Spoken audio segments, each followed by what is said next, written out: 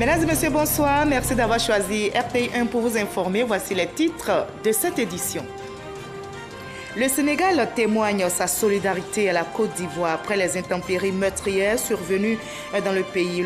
Le Premier ministre sénégalais, Mohamed Boun Abdallah Dionne, est arrivé ce samedi à Abidjan. Il a échangé avec le président Alassane Ouattara, à qui il a exprimé le soutien de son pays. Pour éviter les drames liés aux intempéries, le gouvernement ivoirien a pris des mesures. L'opération de libération des zones à risque et des bassins d'orage a commencé. À Cocody, ce samedi, des commerces et habitations construits sur les emprises d'eau ont été démolis. Les candidats au baccalauréat session 2018 n'ont plus que 3 jours pour réviser et affronter sereinement les examens. Les épreuves orales auront lieu mardi prochain. L'heure est donc aux révisions des cours. Mais dans quel état d'esprit les candidats se préparent-ils? Réponse tout à l'heure. Après l'Aquarius, la semaine dernière, un autre navire s'est vu refuser l'accès à un port italien. Le Laflane, affrété par une ONG allemande, transportait 418 personnes, dont des femmes et enfants sauvés de la noyade. Soyez les bienvenus sur RTI1. Ajoutez notre rendez-vous culturel de samedi. Nous ferons aujourd'hui une incursion dans le monde de la musique en Côte d'Ivoire. Comment se porte ce secteur? Peut-on parler d'industrie musicale ivoirienne? Pour en savoir davantage, nous avons invité l'artiste, chanteur, compositeur, producteur et arrangeur, l'ivoirien David Taïro.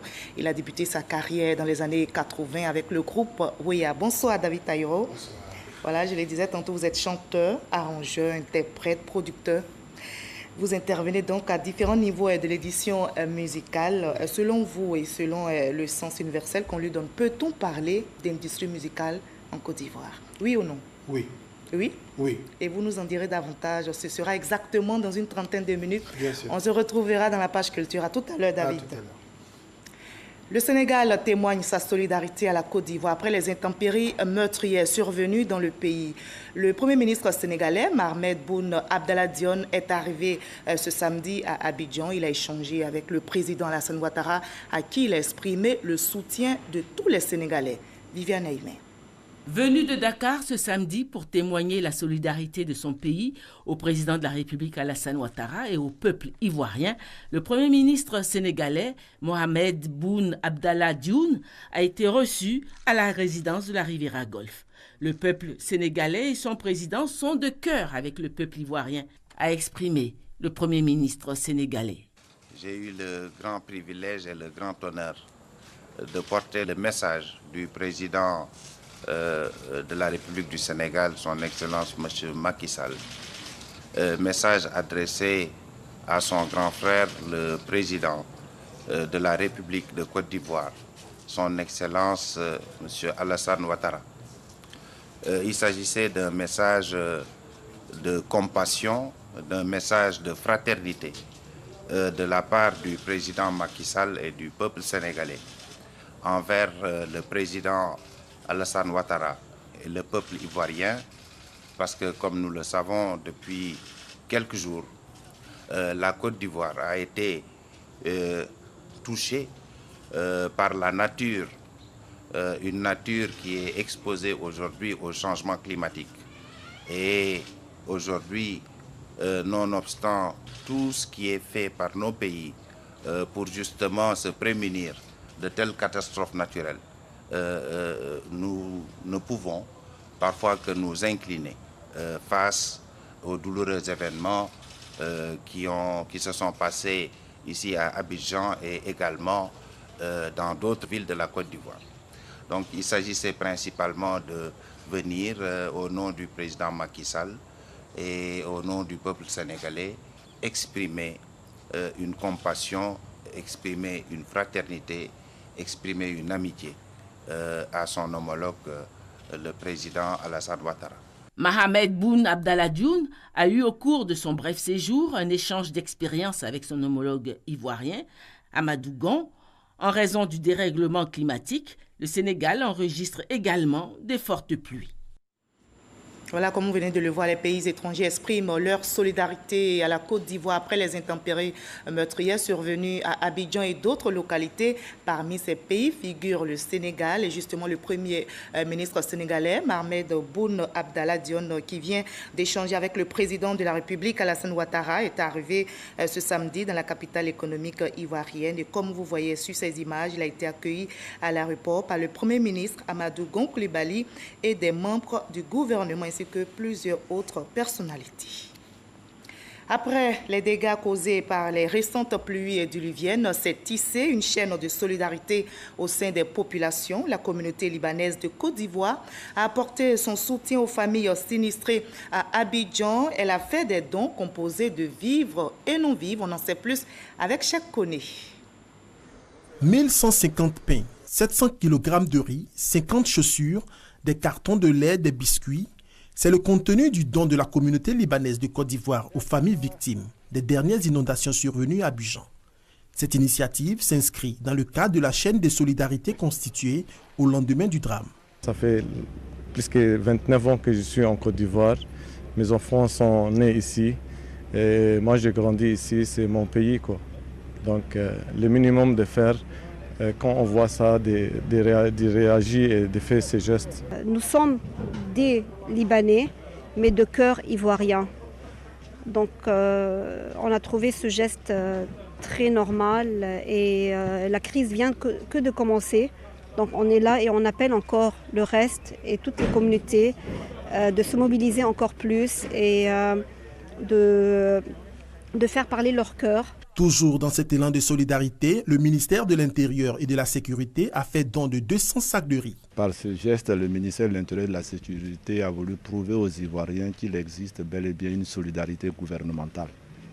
Un ministère qui vient en aide à un autre ministère, le ministère de la Solidarité, qui a en charge la gestion quotidienne de la manifestation de la compassion du gouvernement aux victimes. La représentante du gouvernement chargée de centraliser toutes les actions visant à soulager les populations sinistrées salue ces gestes. Nous voudrons vraiment dire merci à toutes ces personnes qui manifestent leur solidarité vis-à-vis des sinistrés des pluies diluviennes. Tous les dons que nous recevons seront redistribués aux différentes familles sinistrées. Nous avons déjà commencé. Les dons sont centralisés au ministère de la Solidarité et ensuite redistribués à toutes les personnes qui en ont besoin. C'est dans la nuit du mardi 19 juin que plusieurs communes d'Abidjan ont été touchées par des inondations. 20 morts et d'importants dégâts matériels d'après le dernier bilan du ministère de l'Intérieur et de la Sécurité. Et comment éviter à l'avenir les drames liés aux intempéries? Le gouvernement ivoirien a pris des mesures. L'opération de libération des zones à risque et des bassins d'orage a commencé à Cocody aujourd'hui samedi. Des commerces et habitations construits sur les emprises d'eau ont été démolis. Guy-Roger Nguessan, Adama Koné.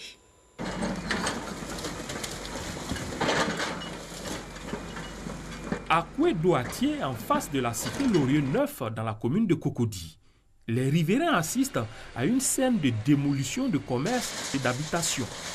Ces ouvrages construits autour d'un bassin d'orage obstruaient le passage de l'eau.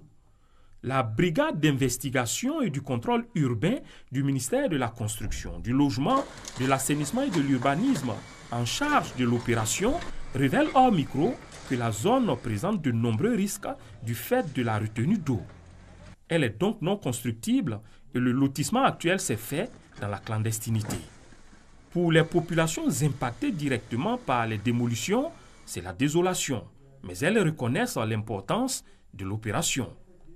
La destruction des constructions réalisées dans les bassins d'orage et sur les ouvrages de drainage et d'assainissement, ainsi que le déguerpissement de toutes les personnes vivant dans les zones à risque est une décision du Conseil national de sécurité présidé par le président de la République Alassane Ouattara le jeudi 21 juin dernier. Des mesures vigoureuses pour prévenir les dégâts des pluies diluviennes et préserver la vie des Ivoiriens. L'opération va durer 2 mois dans tout le district d'Abidjan. Et selon le service météorologique, la vigilance orange demeure durant la période de vendredi 22 au dimanche 24 juin 2018. Notez que dans la nuit de samedi 23 au dimanche 24 juin, on aura un ciel partiellement nuageux avec pluie faible. Et dans la journée de dimanche 24 juin, un ciel partiellement nuageux avec pluie faible. Dans l'actualité nationale également, note la tenue du 5e forum des inspections générales d'État et institutions assimilées d'Afrique. Les inspecteurs généraux ont été reçus en marge de leur session par le vice-président Daniel Kablan-Duncan. Le colloque ouvert hier vendredi à Abidjan porte, je rappelle, sur la promotion de la bonne gouvernance. On en sait plus avec notre reporter Awa Touré. Les inspecteurs généraux d'État d'une vingtaine de pays africains réunis à Abidjan pour échanger et partager leurs expériences. Ces hauts cadres du continent sont venus présenter au vice-président de la République Daniel Kablan-Duncan les grandes articulations du Forum des inspections générales d'État d'Afrique.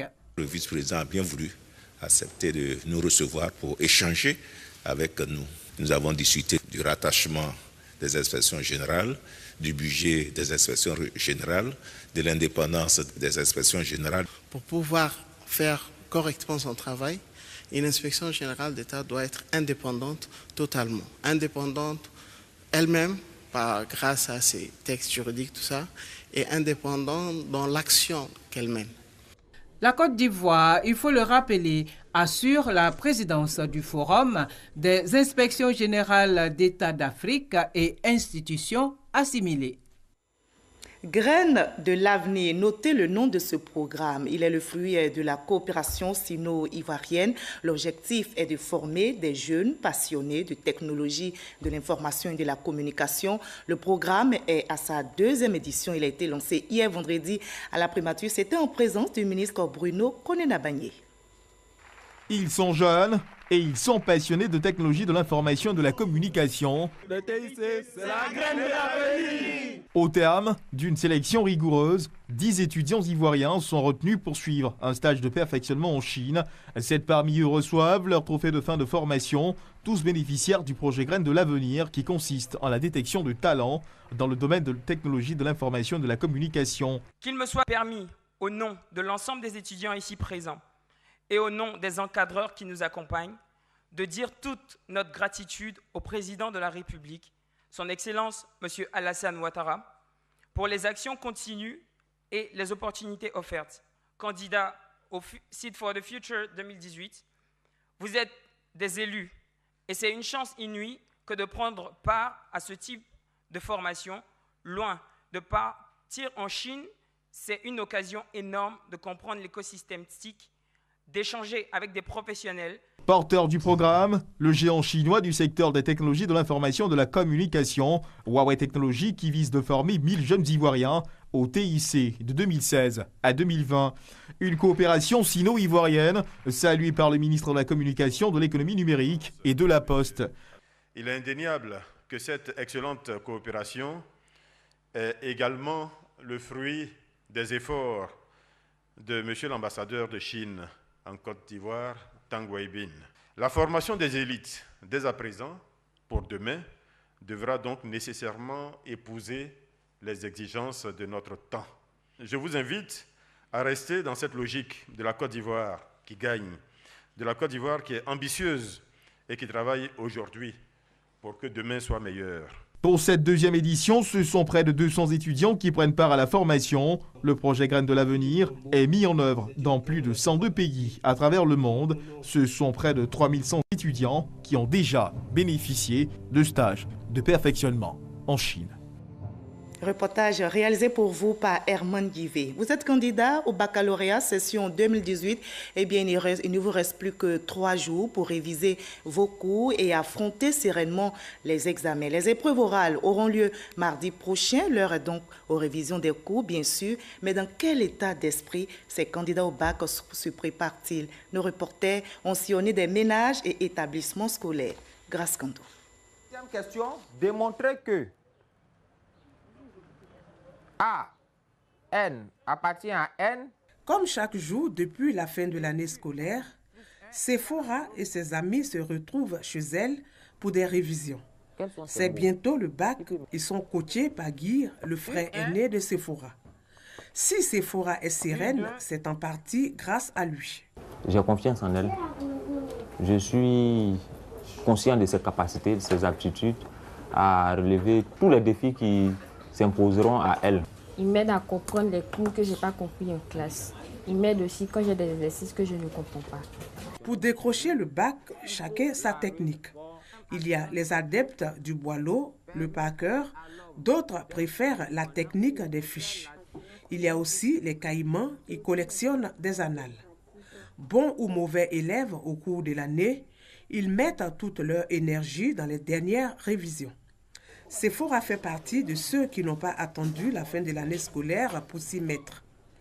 Durant toute l'année scolaire, la jeune fille a obtenu d'excellentes moyennes. À 3 jours du bac, elle n'est pas inquiète et se sent suffisamment préparée. L'année scolaire s'est très bien passée. J'ai très bien travaillé en classe. Annuellement, j'ai eu 13-19 moyennes. Je suis sûre d'avoir le bac au moins avec la motion assez bien. Certains se préparent à domicile, d'autres préfèrent encore les bancs de l'école. Ils prennent des cours supplémentaires avec des professeurs volontaires. Daouda Koulibaly est professeur de sciences physiques. Il offre des cours de renforcement à ses 14 élèves de terminale C. Dans la mesure où le programme est relativement long et il y a beaucoup de leçons, donc elles ont eu le temps, entre guillemets, d'oublier certaines parties. Donc il est important de revenir là-dessus pour réactiver les choses afin qu'elles soient à l'aise à l'examen. Bon, quant à mon temps, il n'y a pas de souci.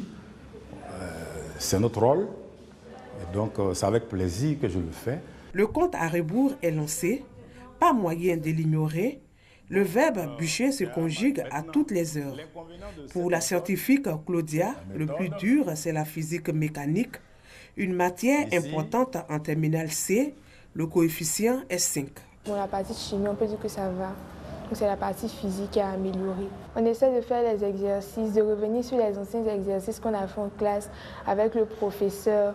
Et puis on essaie de traiter certains bacs ensemble.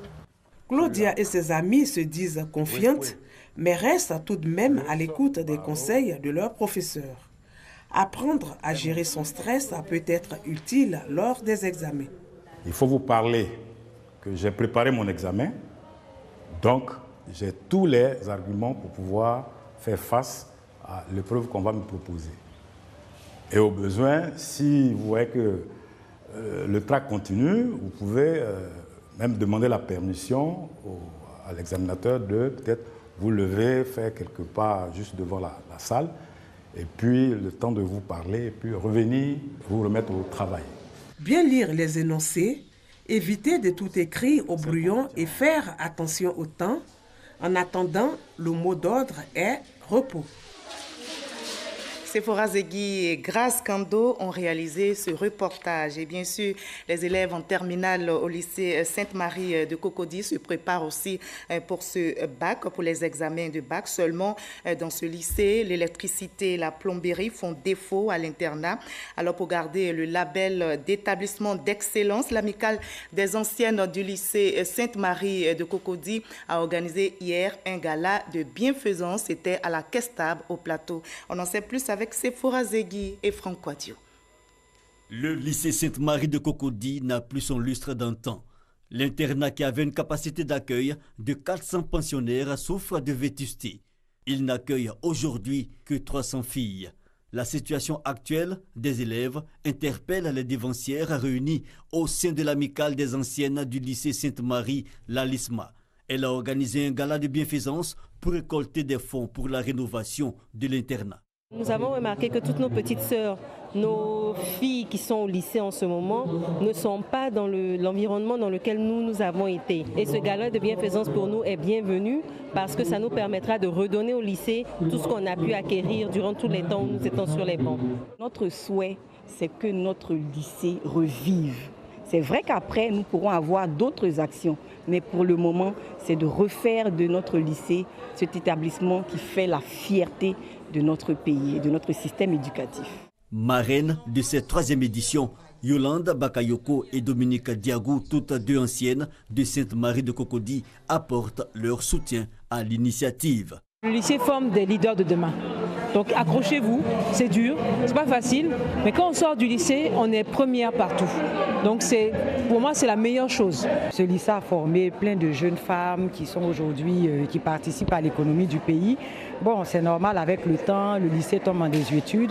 C'est normal que toutes s'impliquent pour le rénover et permettre aux jeunes filles de faire de bonnes études. Ce sont des jeunes filles qui travaillent bien. La preuve, c'est un établissement qui fait 100% de réussite au bac. Donc je leur demande de garder le niveau du lycée et de faire honneur à la Côte d'Ivoire. Vieux de 50 ans, le lycée Sainte-Marie est un établissement spécifiquement dédié à la formation scolaire de la jeune fille.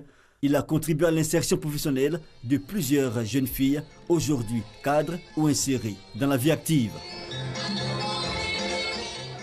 Loin d'Abidjan, une campagne d'assainissement du marché du médicament vétérinaire dénommée CAMET a été lancée cette semaine par le ministre des Ressources animales et halieutiques, Kobena Kwasi Ayumani. C'était dans la ville d'Agni Biloko, région de l'Indénu du Ablin. Objectif, lutter contre le trafic illicite des médicaments vétérinaires en vue de la sécurité sanitaire des produits d'origine animale. Reportage Chantal et Ouma Kandan dans nos prochains journaux. Au chapitre le vice-président du RDS chargé de la Bagoué, Bruno Kone-Nabanye, était en tournée d'échange et de sensibilisation dans la région. L'envoyé de la direction du RDR a mis à profit son séjour pour visiter quelques centres d'enrôlement en vue de s'assurer du bon déroulement du processus. Le ministre Bruno Kone-Nabanye, cadre du RDA, a saisi l'occasion pour souligner l'importance de l'enrôlement. Le vice-président du RDR chargé de la région du Tonpi, Siki Blonblaise, était dans le département de Danané pour inviter les populations à participer à l'opération de révision de la liste électorale. Il a par ailleurs appelé à l'union et au rassemblement autour du RHDP. Abou Sanogo. Siki Blonblaise, vice-président du Rassemblement des Républicains chargé des régions du Tonpi, mobilise la population du département de Danané.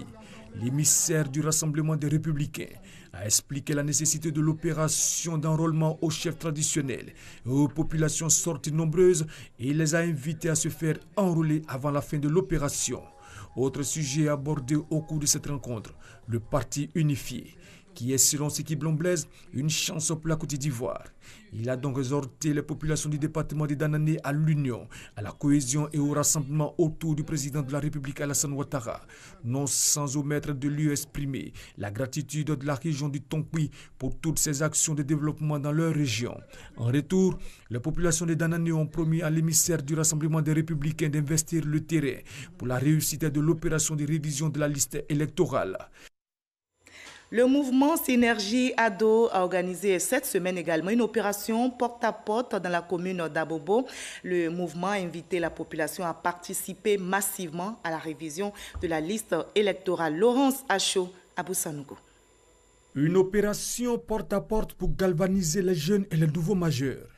Le mouvement Synergie Ado dans la commune d'Abobo pour sensibiliser et inciter la population à une participation massive à l'opération d'enrôlement et de révision de la liste électorale. Il s'agit pour nous de donner un coup de pouce à nos militants, à nos militantes pour aller se faire inscrire sur le fichier électoral. Nous avons constaté le manque d'engouement autour de cet événement. Nous avons préféré aller dans chaque domicile, taper la porte pour que ces personnes-là puissent sortir. C'est seulement comme ça qu'on pourra choisir nos maires, nos députés et nos présidents. Une démarche du mouvement Synergie Ado, saluée par les populations.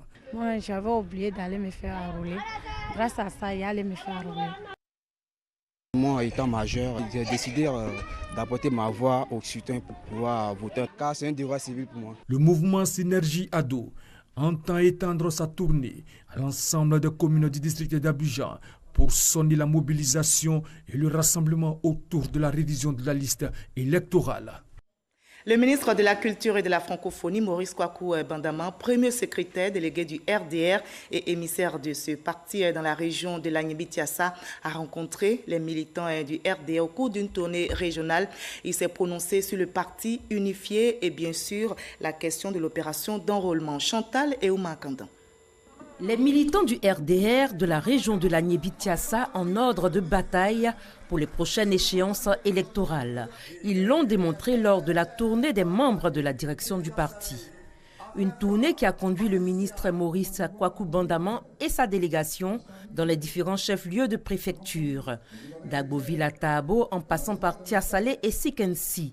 Le message a tourné autour de la mise en place du parti unifié et l'opération de révision de la liste électorale. Le chef de délégation a indiqué aux militants que le parti unifié vient renforcer les acquis de la paix et du développement. Il a donc invité les populations à soutenir cette initiative des présidents Alassane Ouattara et Henri Konan Bédié. Quand une famille est divisée, la communauté ne peut pas avoir la paix. Donc, pour que la communauté ait la paix et la stabilité, il faut que la grande famille se mette ensemble. Et c'est le parti unifié qui permet à la grande famille de se mettre ensemble.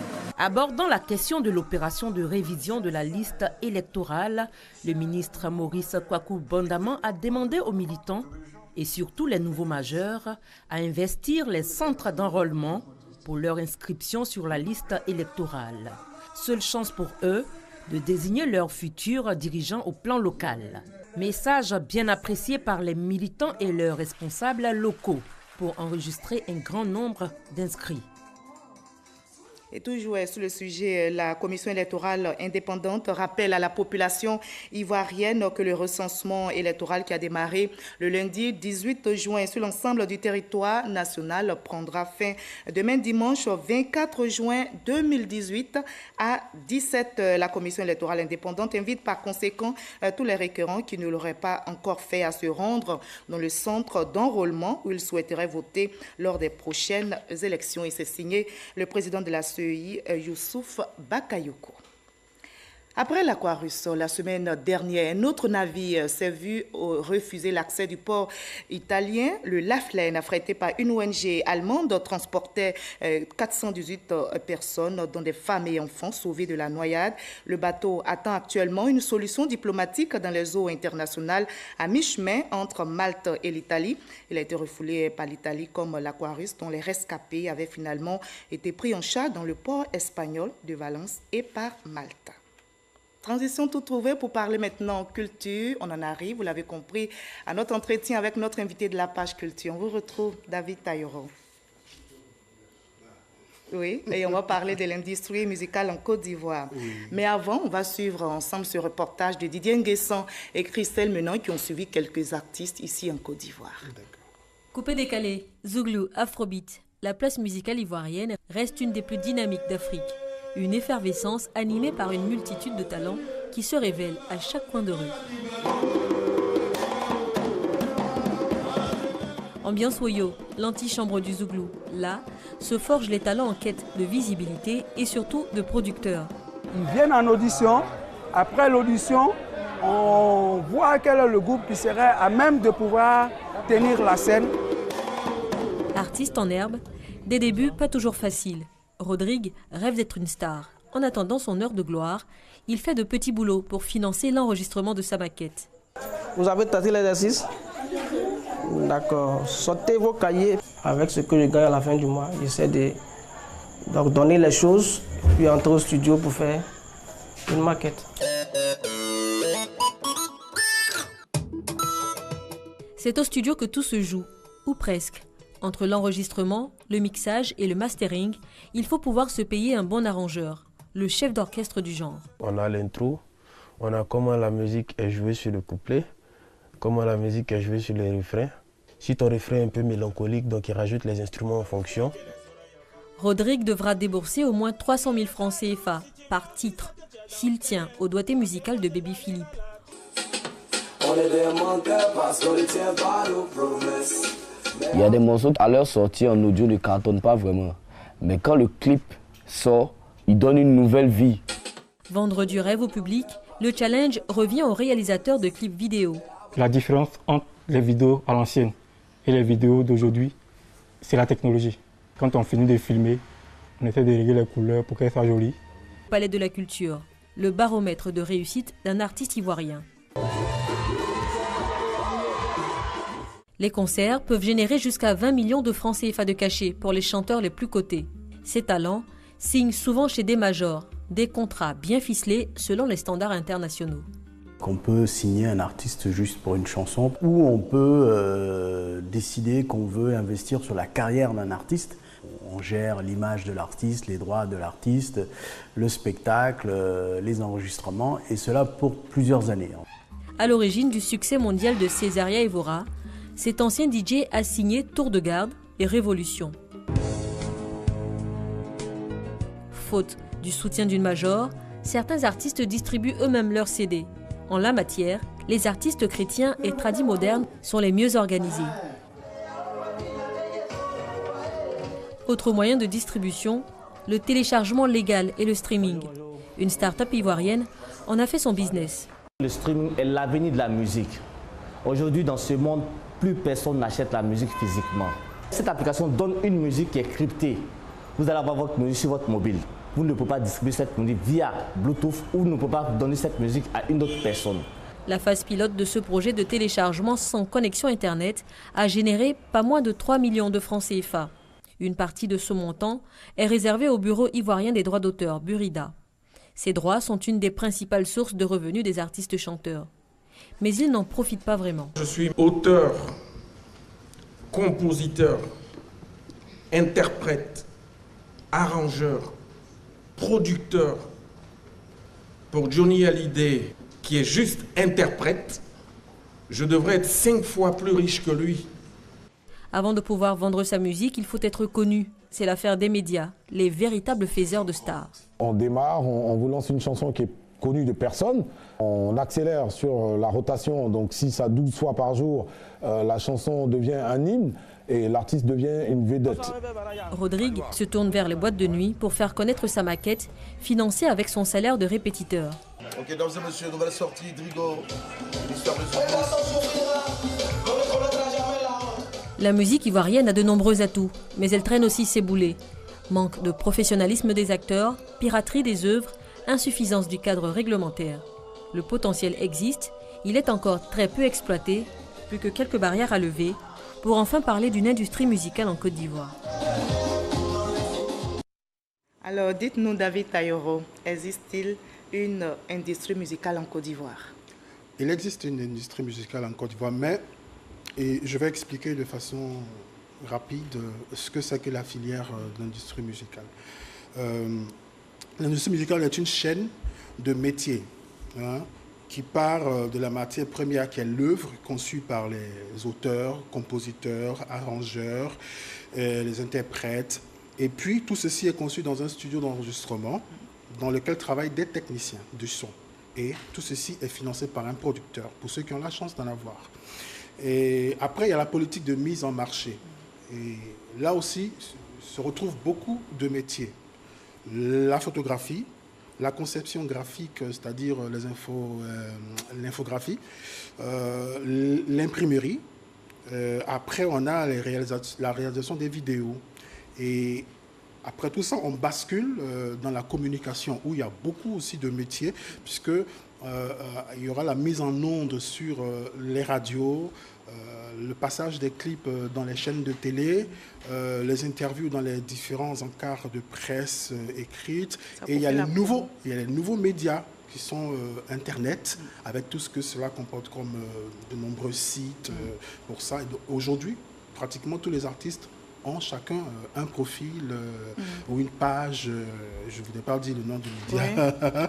Et après tout ça, il y a la dernière phase qui est la distribution. La distribution de toutes ces œuvres-là, parce que il faut bien vendre ce qu'on crée, ce qu'on fabrique, ce produit. Donc, après la distribution, il y a maintenant qu'il faut faire vivre l'œuvre à travers son interprétation dans le spectacle vivant. Et donc, ce qui prend en compte les métiers des tourneurs, de managers, des intermittents de spectacle. C'est toute la chaîne là qui forme l'industrie musicale en Côte d'Ivoire. Et cela existe en Côte d'Ivoire. Mais nous avons un gros problème. Quel est ce problème? Enfin, nous avons des problèmes. Des problèmes. Donc, des problèmes qui sont de plusieurs ordres. Nous avons des problèmes de salles. Les plus importants. Des problèmes de salles de spectacle, déjà. On n'a pas assez de salles de spectacle en Côte d'Ivoire. Par exemple, la plus prestigieuse salle du Palais des Congrès, elle coûte 15 millions de francs CFA. D'accord. Et le Palais de la Culture coûte 7 millions de francs CFA, la 400, la Donc 4000 la cherté places. également La cherté de ces salles est un frein à l'évolution de ce système-là parce que vous enlevez 7 millions dans votre budget de production d'un spectacle, c'est beaucoup. D'accord. Après, la salle, elle est vide parce qu'après, il faut aller prendre du matériel pour lui mettre. Donc, ce n'est pas moins de 5 millions que la sono va coûter. Donc, vous voyez que les chiffres gonflent. Mais ça n'empêche pas les artistes d'offrir des spectacles. Oui, et justement, on a vu dans l'élément... Si vous n'avez pas de sponsors, si vous avez des sponsors, ça passe. Mais ce n'est pas tout le monde qui a la chance d'avoir des sponsors. On n'a pas de grands studios dignes de ce nom. Donc du coup, les arrangeurs essayent de pallier cela avec les petits studios, les home studios. On a un manque cruel de producteurs professionnels. Je pense que la liste est longue. Elle est très longue. D'accord. Donc du coup, les artistes sont obligés, comme on a vu dans ce reportage, de se prendre en compte en faisant de l'autoproduction, ce qui n'est pas leur métier. Et vous voyez qu'à ce niveau, on a aussi la disparition de la filière de la distribution à cause du piratage des œuvres. Mais donc, il y a aujourd'hui des leaders internationaux qui sont là. Est-ce que ça empiète sur le travail des producteurs locaux que vous êtes? Ces maisons de disques internationales sont là parce qu'elles savent que l'avenir de l'industrie musicale, l'avenir de la musique se trouve en Afrique.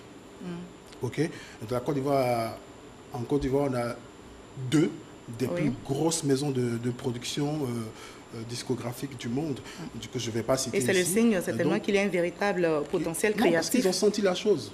Ils ont senti la chose, ils savent que l'avenir se trouve là. Donc, au lieu que les artistes, aujourd'hui, les artistes ont ces maisons-là à proximité.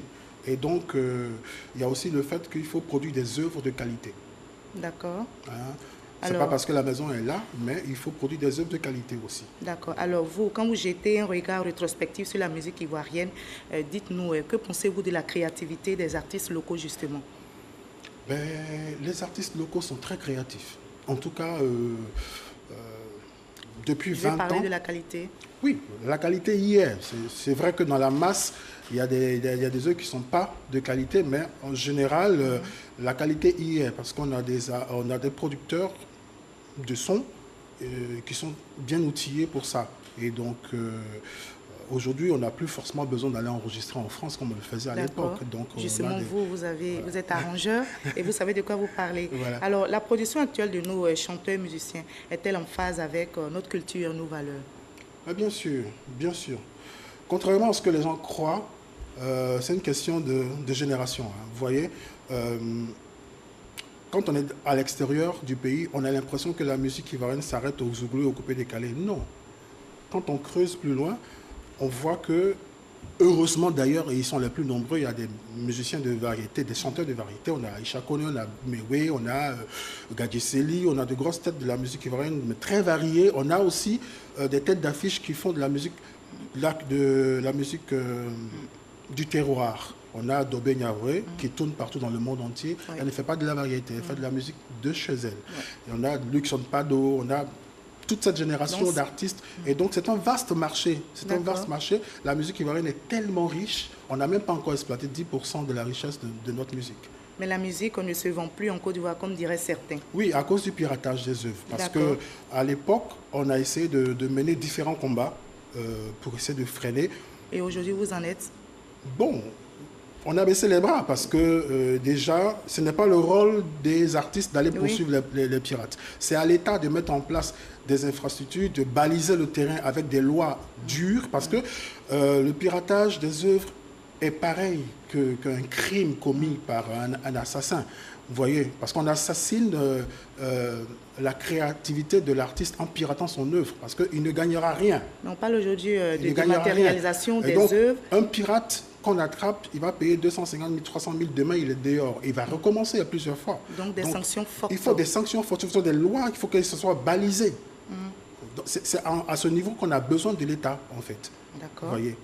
Alors, on parle aujourd'hui de dématérialisation des œuvres. Ce sont les plateformes d'achat, MP3 et streaming. Est-ce qu'on peut les envisager comme solution de vente des œuvres musicales en Côte d'Ivoire contre le piratage? Ce sont les solutions qui s'offrent à nous.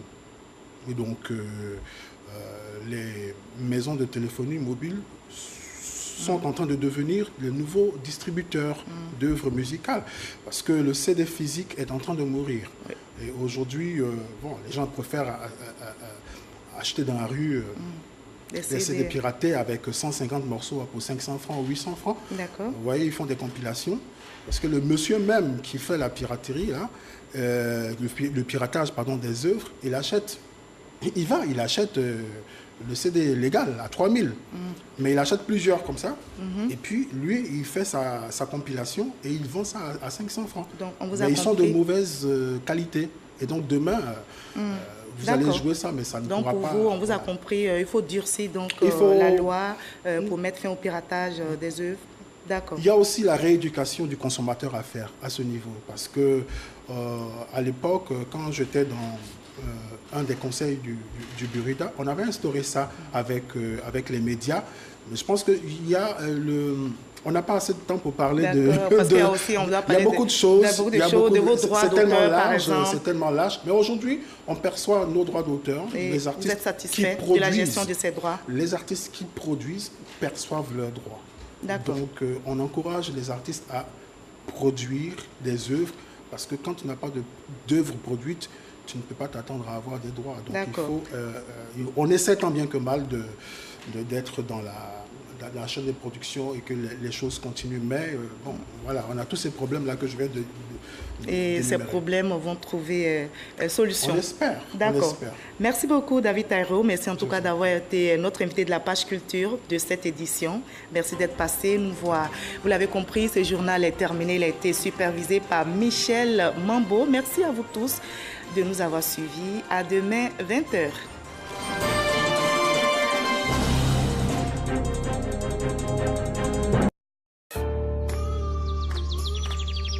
Une nouvelle étiquette pour Candia. Candia le lait, onctueux, soyeux, crémeux. Candia, c'est le bon goût du lait. Moi, c'est Candia. Bienvenue sur MyCMU, votre application mobile pour tout savoir sur la couverture maladie universelle CMU. Simple d'utilisation, MyCMU facilite la vie des assurés en donnant toutes les informations utiles. MyCMU fonctionne sur les téléphones Android et ne nécessite pas de connexion Internet.